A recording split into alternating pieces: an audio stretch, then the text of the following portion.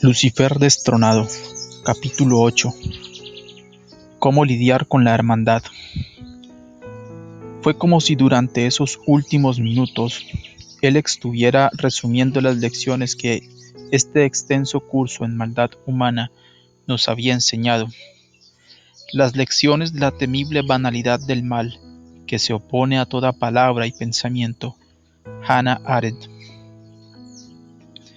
Busqué una respuesta de parte de lo que yo creía era Dios.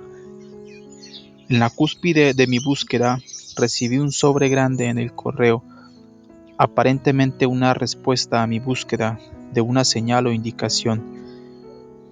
Dentro del mismo hallé una revista de un grupo ocultista llamado la Orden del Cardero Negro. Estaba diseñada de manera muy inteligente y me intrigó. Pertenecían al creciente número de grupos satánicos que pensaban que LaVey era un estafador que le estaba dando a Satanás y al satanismo una mala reputación.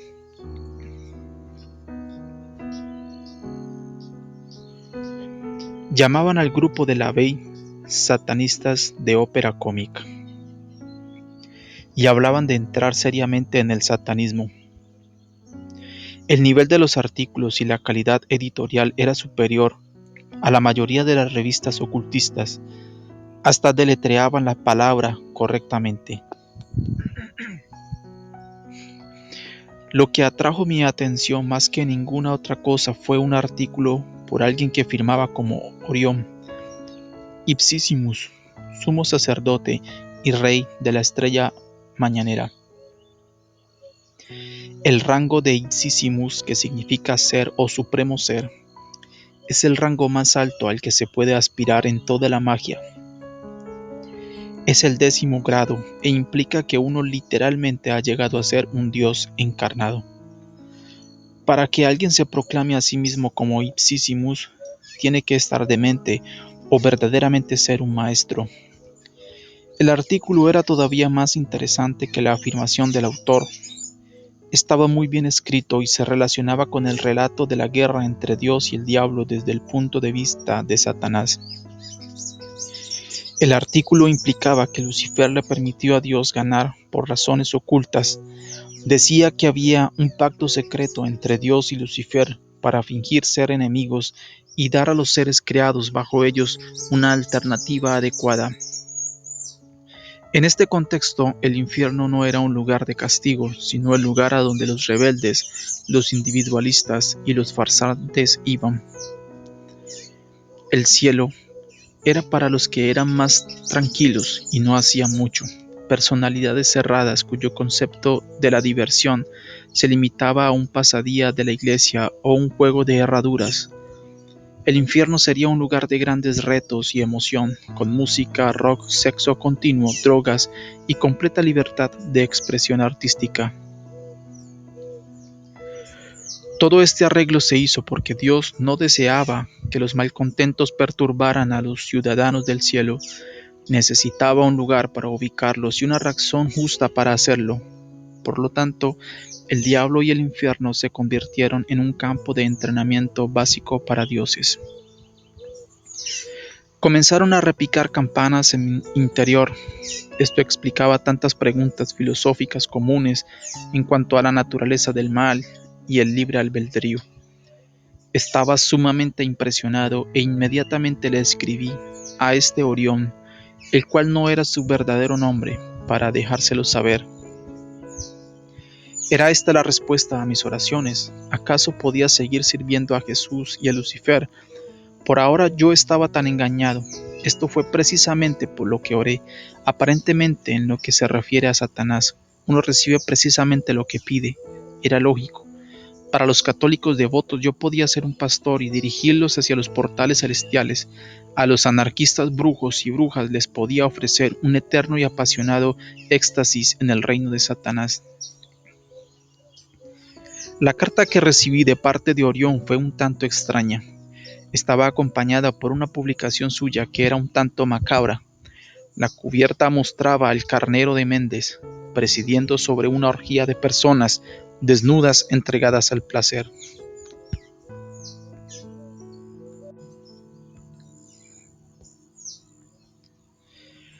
Adentro había artículos acerca de la perspectiva de Lucifer acerca de las cosas, cada uno más interesante que el anterior. También criticaba a la brujería blanca. La revista afirmaba ser la fuente suprema del satanismo más dedicado. La carta estaba escrita con garabatos infantiles en tinta negra sobre un costoso papel escarlata con un encabezado igualmente costoso con el dibujo de una cabeza de carnero.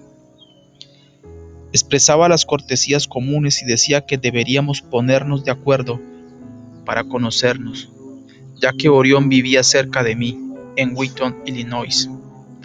La firmaba Orión, Ipsissimus, sumo sacerdote y rey de la estrella mañanera. Mi reacción inmediata fue que la caligrafía de Orión no lo ayudaba mucho y que debía invertir en una máquina de escribir o una secretaria. Parecía como si alguien hubiera tratado de escribir con la otra mano. Aparte de eso, su filosofía era intrigante. Quizás esta era la ruta que yo debía seguir. Me pidió una foto, así que le envié una en donde me encontraba vestido con todas las vestimentas de obispo católico, pero con un medallón satánico, que tiene una enorme espada, que recibí de parte del abey. Él me envió una foto en donde se le veía con una toga escarlata, con una capucha que le cubría todo el rostro, a excepción de la quijada, con un mechón de pelos en la barba y su mano izquierda levantada con la señal del cornú, el saludo tradicional de todos los satanistas a través del mundo. Lo único que faltaba era encontrarnos. Sugirió venir y encontrarse con los miembros de nuestro grupo y que estuvieran metidos en los asuntos más tenebrosos, como dijera él. Así que un día vino y llegó unas 3 horas tardes. Conversaciones con un Ipsissimus. Era un individuo pequeño, tanto en estatura como en estructura corporal, y estaba vestido como una persona que monta motocicletas, con un sombrero estilo fedora tan usado que parecía un sombrero que Indiana Jones había tirado a la basura. Trajo con él a su chofer, un abultado joven que no hablaba mucho y que vestía una franela con la imagen de Ozzy Osbourne. También le acompañaba una joven rubia que prácticamente no dijo nada. Ella parecía servir solo para contemplar constantemente a Orión como si le estuviera adorando. Orión tenía una apariencia física atractiva pero un tanto villana, aunque su rostro y su comportamiento le asemejaban a un roedor. Obviamente no había asistido a ninguna escuela, y menos a una escuela de modales.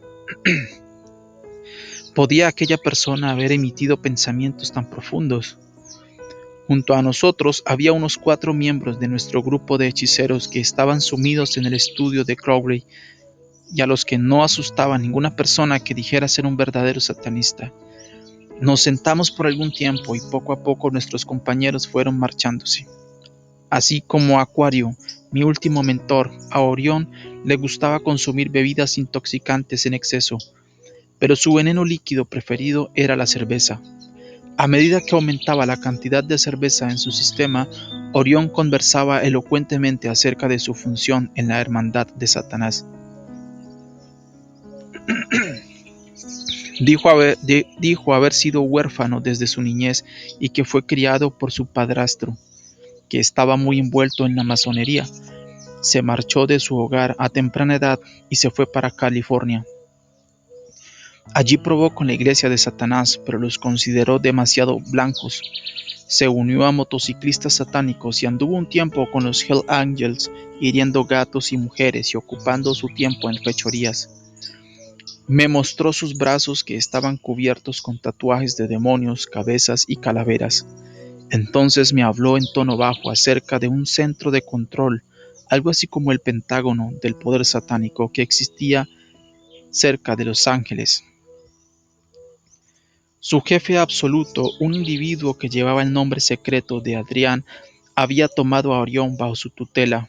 Era tan rico y poderoso que nadie en el sur de California o Hollywood se atrevía a oponérsele. La jerarquía del satanismo.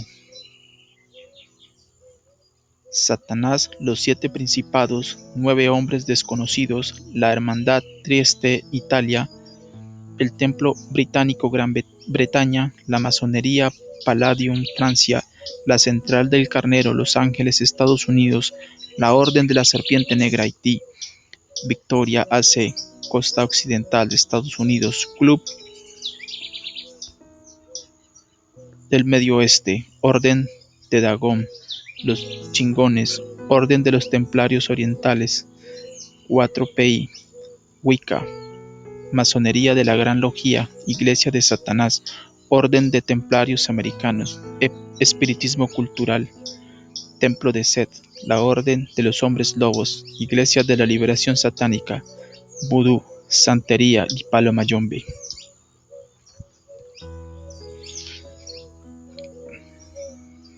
En tono conspiratorio, Orión me dijo que Roman Polanski se había atrevido a hacer una película, Rosemary's Baby, que solamente aludía a la existencia de Adrián, y mira lo que le pasó a su familia. La esposa de Polanski, Sharon Tate, y varias amistades fueron descuartizados por los seguidores de Charles Manson. Mirándome de reojo de forma tenebrosa, me dijo que conocía a Manson personalmente y que por un tiempo había pertenecido al mismo grupo que había entrenado a Mason, la iglesia del proceso del juicio final. Adriana aparentemente percibió a Orión como el cumplimiento de una profecía satánica y le adoptó mágicamente como hijo propio. Esto se realizó en una colina rodeada de relámpagos, mientras 3 vírgenes eran crucificadas boca abajo para aumentar el poder. Me miró para ver si esa revelación me espantaría. Así fue, pero no se lo expresé. Le agradó que no me horroricé. Me explicó que para obtener el poder mágico supremo hacía falta derramar sangre. Para la magia menor, lo único que hacía falta era un gato o un conejillo de indias. Pero el arte supremo reclamaba el derramamiento de sangre humana en el suelo. Por eso fue, dijo Orión en tono sabio, que Lucifer tuvo que matar a Jesús para que la humanidad fuera liberada. Ahora tenía la opción de ir al cielo o al infierno, cuando antes solo podían ser forzados a irse al cielo, un lugar terriblemente aburrido. Me dijo que el cristianismo fue creado por Satanás como contraparte simbiótica del satanismo. Los cristianos eran las ovejas y nosotros los lobos, dijo él. Para el cristiano, la acción más santa que pueden realizar es morir como mártir de la fe, así van directo al cielo. Para un satanista, la obra más santa que pueden hacer es matar a un cristiano, preferiblemente una joven virgen cristiana. Orión decía que ese hecho invalidaba muchas de las tonterías escritas acerca del diablo. Si el diablo realmente deseaba almas, ¿por qué habría de procurar que sus seguidores mataran vírgenes e infantes cuando solo se les estaría asegurando su destino en el cielo? Si el diablo estuviera tratando de robarle almas a Dios, ¿acaso no habría más sentido matar personas adultas que todavía eran pecadores no arrepentidos? Tuve que reconocer que parecía estar en lo correcto.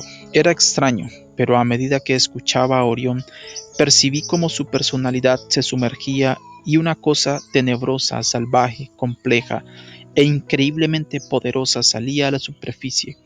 Era algo más que la cerveza. Comenzó a hablar con inteligencia sobrenatural. Orión estaba poseído, y yo quería entender al ser que hablaba a través de él. Podía sentir mucho más poder del que creía posible que emanara de su persona. La cosa dentro de Orión sabía que yo deseaba conocimiento y sabiduría más que cualquier otra cosa, y estaba jugueteando conmigo lo más posible.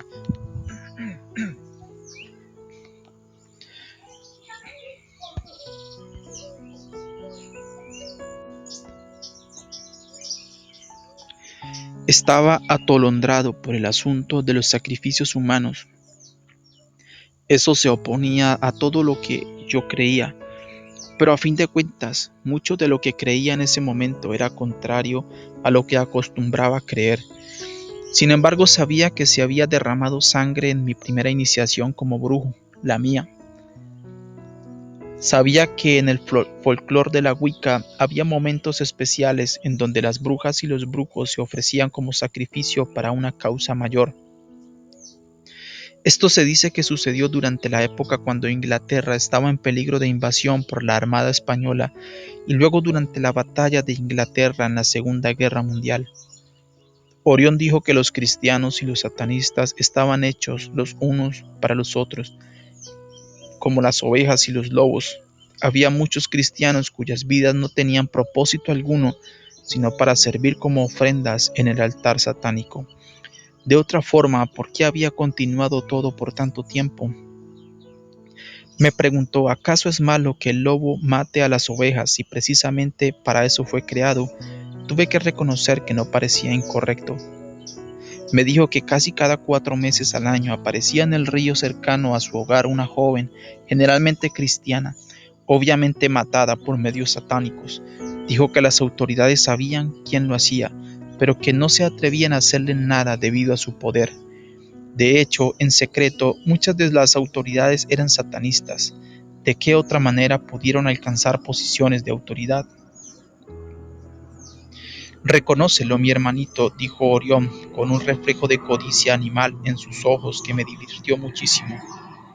Lucifer es el dios de este mundo. Él tiene todo el poder y la autoridad para otorgarla. Hasta el nazareno lo reconoció. ¿Deseas poder y dinero? Entonces tienes que relacionarte con el maestro.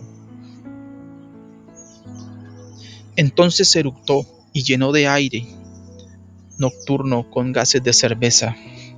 Era tan incongruente hablar con aquel motociclista que apenas sabía leer y escribir acerca de cosas tan profundas y escucharle responder de forma tan maliciosamente sabia. Me dijo que tenía todo el dinero que jamás pudiera necesitar. Adrián simplemente le enviaba miles de dólares a una cuenta bancaria local en Wheaton, Illinois.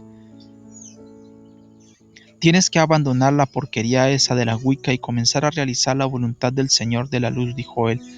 Tienes que conectarte con la fuente de la sabiduría inmaculada, la sabiduría que no ha sido pisoteada por los cochinos humanos. Tienes demasiado potencial como para desperdiciarlo en esos tontos.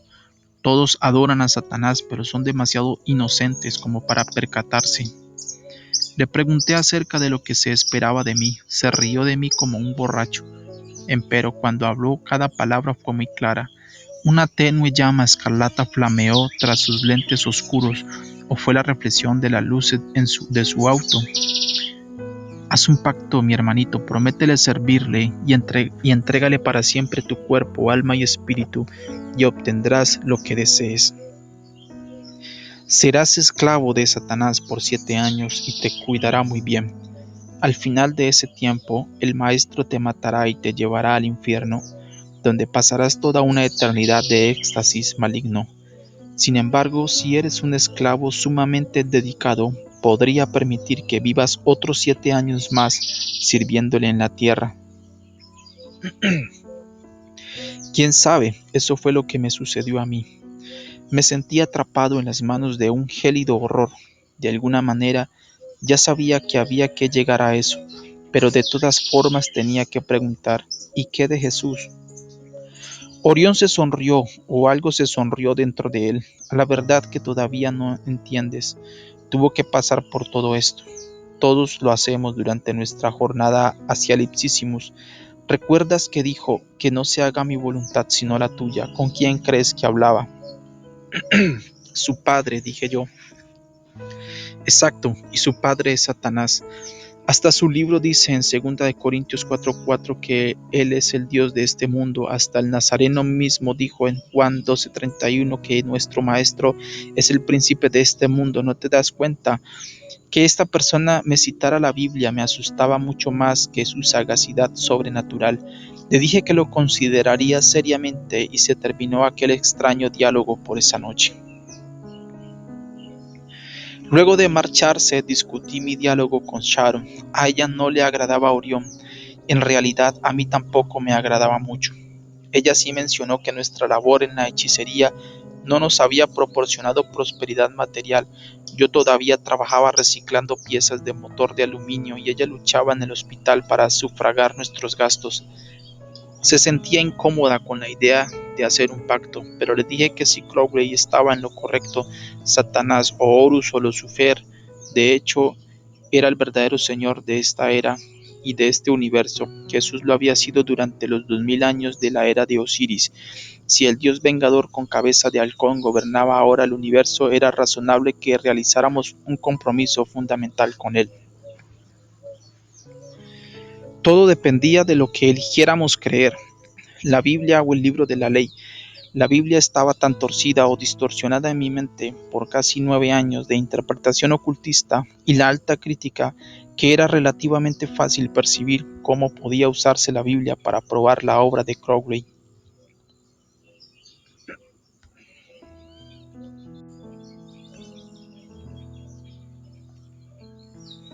La aparición del ángel de la luz. Así que hice lo que siempre hacía cuando me confrontaba con alguna decisión espiritual importante. Fui al frailero y celebré una misa para mí, la misa del Espíritu Santo.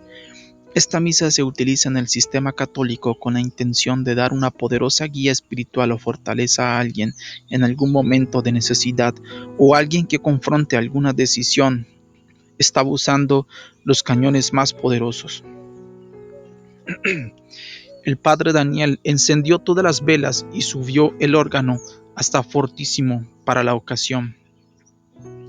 Cantó Ven Espíritu Santo con tono valeroso, con su voz de barítono, y una vez más me impresionó la sencilla piedad de aquel hombre. Regresé a casa y busqué mis estudios bíblicos acerca de la numerología. Estaba estudiando Apocalipsis 13 y mis ojos fueron hasta el versículo 18, el más famoso del libro. Aquí hay sabiduría. El que tiene entendimiento cuente el número de la bestia, pues es número de hombre y su número es 666. Comencé a sumar los números en la cábala griega, examinándolo con otros pasajes. Súbitamente, mediante un salto en el entendimiento que hasta hoy día me sorprende, conocí con enceguecedora certeza que me aterrorizaba y confortaba a la vez que Aleister Crowley era la reencarnación de Jesucristo. No había tomado droga alguna, aparte de la comunión, pero comencé a tambalearme hasta a pegarme a la pared. El cuarto a mi alrededor desapareció y me sentí bañado de una luz tan intensa que parecía derretir y fundir la parte central de mi cerebro. Fui forzado a arrodillarme por su intenso poder. No tengo idea de cuánto tiempo permanecí en aquella cascada fulminante, pero literalmente me quemó los ojos como una antorcha de acetileno. Lo sentía como si tuviera arena en ellos.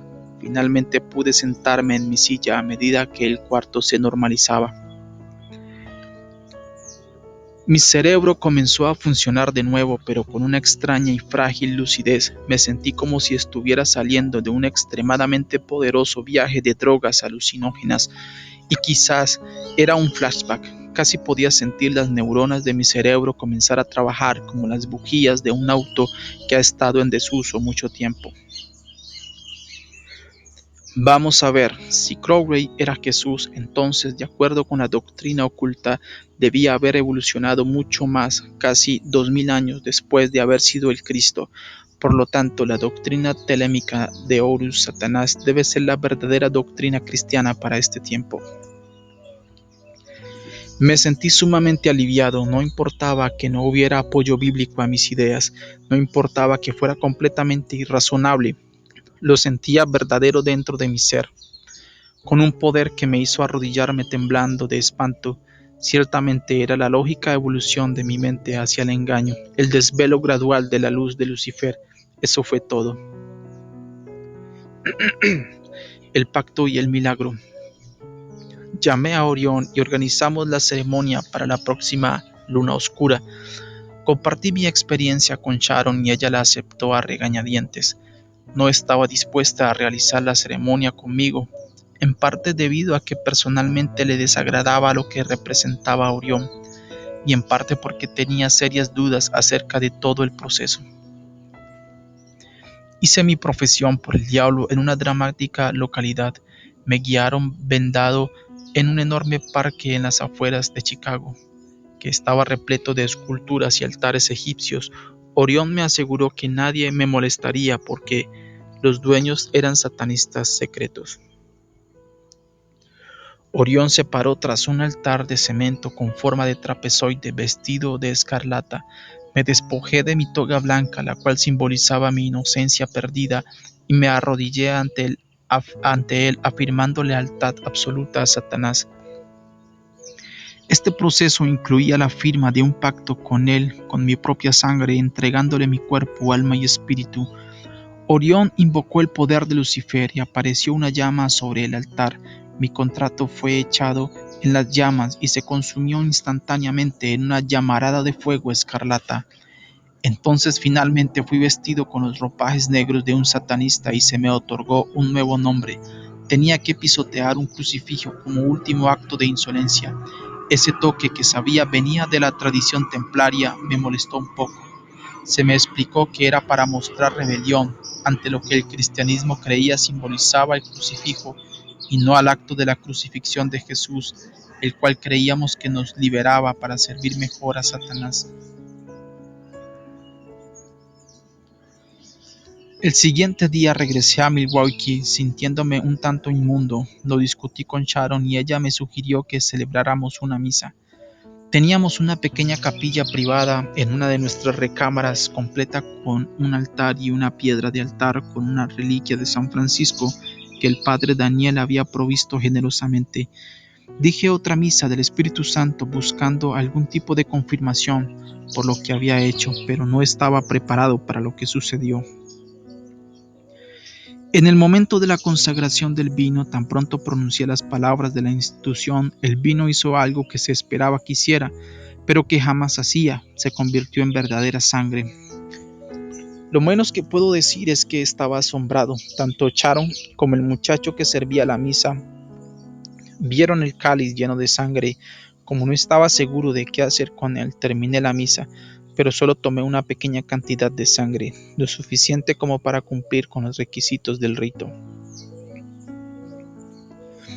Puse el resto en una redoma especial dorada que llevaba en mi juego de comunión ortodoxo ruso para transportar el vino sacramental a los enfermos. Le llevé la redoma a mi obispo y él la mandó a analizar en el laboratorio del hospital en donde trabajaba su esposa. El análisis reportó que era sangre humana, de un tipo completamente desconocido. De pronto nos percatamos que solo pudo haber sido la sangre de Cristo.